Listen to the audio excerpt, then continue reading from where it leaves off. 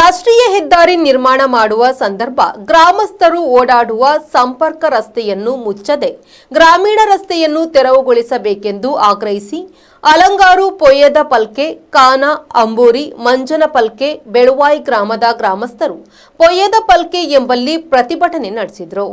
ಮಾಜಿ ಸಚಿವ ಕೆ ಅಭಯಚಂದ್ರ ಜೈನ್ ಪ್ರತಿಭಟನೆಯನ್ನು ಉದ್ದೇಶಿಸಿ ಮಾತನಾಡಿ, ಇಂತಹ ಫ್ಲೈಓವರ್ಗಳ ಕಾಮಗಾರಿಗಳು ಜನರಿಗೆ ತೊಂದರೆಯಾಗುತ್ತಿವೆ. ಈ ಮಾರ್ಗಕ್ಕೆ ಅಂಡರ್ ಪಾಸ್ ಮಾರ್ಗವನ್ನಾದರೂ ನಿರ್ಮಿಸಿಕೊಡಬೇಕು. ಸಂಪೂರ್ಣವಾಗಿ ಈ ರಸ್ತೆ ಮುಚ್ಚಬಾರದು. ಇಂತಹ ಅನ್ಯಾಯದ ವಿರುದ್ಧ ಹೋರಾಡಲು ಮೂಡುಬಿದ್ರೆಯ ಜನತೆ ಒಗ್ಗಟ್ಟಾಗಿರಬೇಕು ಎಂದರು. ಈ ರಸ್ತೆಯ ಮೂಲಕ ದಿನಂಪ್ರತಿ ಸಾವಿರಾರು ಜನರು ಓಡಾಡುತ್ತಿದ್ದಾರೆ. ಶಾಲಾ ಕಾಲೇಜಿಗೆ ಹೋಗುವ ವಿದ್ಯಾರ್ಥಿಗಳು, ಆಸ್ಪತ್ರೆ, ಮಸೀದಿ, ಚರ್ಚ್ ಮತ್ತು ದೇವಸ್ಥಾನಗಳಿಗೆ ಹೋಗಿ ಬರುವ ಜನರಿಗೆ ಬಹಳ ಅನುಕೂಲವಾಗಿತ್ತು.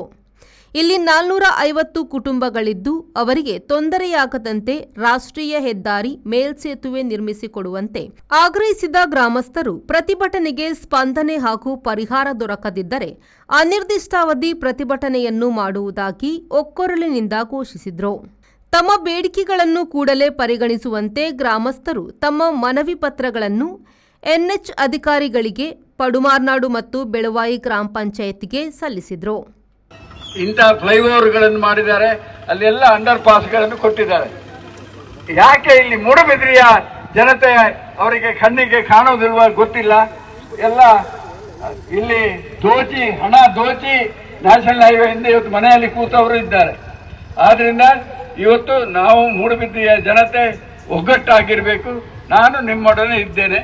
ನಾನು ಉಪವಾಸ ಮಾಡಲಿಕ್ಕೂ ತಯಾರು, ಜೈಲಿಗೆ ಹೋಗ್ಲಿಕ್ಕೂ ತಯಾರು. ನಾನೇನು ಚುನಾವಣೆಗೆ ನಿಲ್ಲುವವಲ್ಲ, ಚುನಾವಣೆಗೆ ನಿಲ್ಲುವ ರಾಜಕೀಯ ಅಲ್ಲ. ನಾನೇನು ಇನ್ನು ಮುಂದೆ ಚುನಾವಣೆಗೆ ನಿಲ್ಲುವುದಿಲ್ಲ, ಜನರೊಡನೆ ಇದ್ದೇನೆ. ಆದ್ರಿಂದ ನಿಮ್ಮೊಡನೆ ನಿಮ್ಮ ಋಣ ನನಗಿದೆ. 20 ವರ್ಷ ಗೌರವದಿಂದ ನನಗೆ ಅವಕಾಶವನ್ನು ತಾವು ಕಲ್ಪಿಸಿಕೊಟ್ಟಿದ್ದೀರಿ. ರಾಷ್ಟ್ರೀಯ ಹೆದ್ದಾರಿ ಇಲಾಖೆಯ ಪ್ರಸಾದ್, ಬಾಲಾಜಿ, ಮೂಡುಬಿದ್ರೆ ಪುರಸಭೆಯ ಹಿರಿಯ ಸದಸ್ಯ ಪಿಕೆ ಥಾಮಸ್, ಬೆಳುವಾಯಿ ಗ್ರಾಮ ಪಂಚಾಯತ್ನ ಸದಸ್ಯ ಭರತ್ ಶೆಟ್ಟಿ, ಪಡುಮಾರ್ನಾಡು ಪಂಚಾಯತ್ನ ಪಿಡಿಒ ಸಾಯಿಶ್ ಚೌಟಾ, ಸದಸ್ಯ ಸೂರಜ್, ಮಾಜಿ ಸದಸ್ಯ ಮೊಹಮ್ಮದ್ ಅಸ್ಲಾಂ, ವಾರ್ಡ್ನ ಸದಸ್ಯರು ಈ ಸಂದರ್ಭದಲ್ಲಿದ್ದರು. ಡೆನಿಸ್ ಪಿರೇರಾ ಅವರ ನೇತೃತ್ವದಲ್ಲಿ ನಡೆದ ಪ್ರತಿಭಟನೆಯಲ್ಲಿ 100ಕ್ಕೂ ಅಧಿಕ ಗ್ರಾಮಸ್ಥರು ಭಾಗವಹಿಸಿದರು. ಪ್ರೇಮಶ್ರೀ, ವಿ4 ನ್ಯೂಸ್, ಮೂಡುಬಿದ್ರೆ.